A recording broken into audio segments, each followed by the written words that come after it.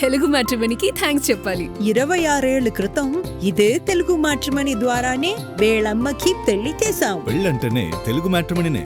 రేయంబవల్లో కష్టపడి సాధించుకున్న ప్రభుత్వ ఉద్యోగాన్ని వదిలేసి పొమ్మంటే వారికి ఎలా ఉంటుంది?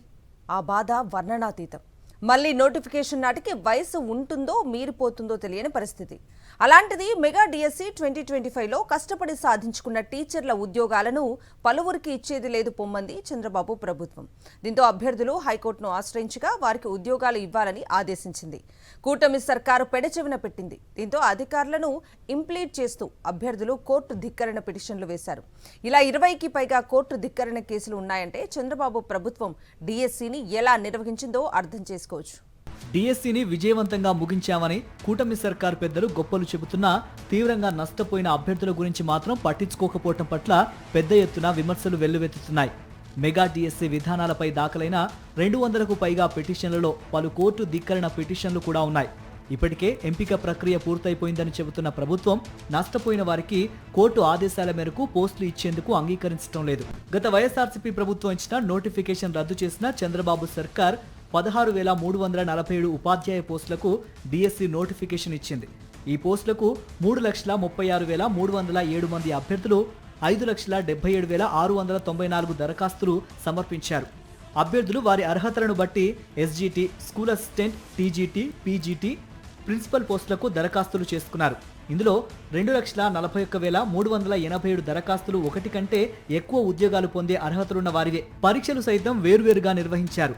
అర్హతలు, ప్రతిభ గల అభ్యర్థులు ఎస్జిటితో పాటు school assistant, TGT, PGT, principal పోస్టుల్లో 2 కంటే ఎక్కువ ఉద్యోగాలు పొందే అర్హత సాధించారు. వీటిల్లో principal, TGT, PGT, school assistant, SGT పోస్టులు ప్రాధాన్య క్రమంలో ఉంటాయి. ఒక ఎస్జిటి 20 ఏళ్లకు పైగా పనిచేసి అర్హత సంపాదిస్తే స్కూల్ అసిస్టెంట్గా పదోన్నతి వస్తుంది. ఇక పీజీటీ అయ్యే అవకాశమే లేదు. మెరిట్ ప్రకారం 3 పోస్టులకు కాల్ లెటర్లు పంపాల్సి ఉన్న దరఖాస్తులో మొదటి ప్రాధాన్యంగా ఎంపిక చేసుకున్న పోస్టుకే కాల్ లెటర్లు పంపారు. దీంతో అభ్యర్థి సాధించిన పోస్టుల్లో నచ్చిన పోస్టు ఎంపిక చేసుకునే అవకాశం లేకుండా చేశారు. ఇలా దాదాపు 4,000 మంది ఉన్నత పోస్టును పొందే అవకాశం కోల్పోయారు. దాంతో కొందరు అభ్యర్థులు తమకు జరిగిన అన్యాయంపై హైకోర్టును ఆశ్రయించారు. డిఎస్సిలో ఉన్నత ఉద్యోగాలు సాధించినా ఆప్షన్ ఇవ్వలేదన్న కారణంతో 54 మందిని ఎస్జిటులుగా పరిగణించారు. వీరంతా హైకోర్టును ఆశ్రయించారు. దాంతో న్యాయస్థానం విద్యాశాఖ తీరును తప్పుబట్టింది. విద్య, వైద్యంలో మెరిట్ను కాదని కింది వారికి అవకాశం ఇస్తే దేశం నాశనం అవుతుందని కోర్టు తీవ్రంగా ఆక్షేపించింది. వారు సాధించిన పోస్టులు వారికే ఇచ్చేయాలని ఆదేశిస్తూ మధ్యంతర ఉత్తర్వులు ఇచ్చింది. కానీ కోర్టు ఉత్తర్వులు పట్టించుకోకుండా కూటమి ప్రభుత్వం గత ఏడాది అక్టోబర్ 15 నాటికి డిఎస్సి ఎంపిక, పోస్టింగ్స్ ఇచ్చేసి ప్రక్రియ ముగించామని తెలిపింది. దీంతో కోర్టు ఆదేశాలను పట్టించుకోలేదని అభ్యర్థులు మరోసారి న్యాయస్థానాన్ని ఆశ్రయించారు. ప్రభుత్వ న్యాయవాది వారి స్థానాల్లో వేరే వారిని నియమించామని చెప్పడంతో కోర్టు తీవ్ర ఆగ్రహం వ్యక్తం చేసింది.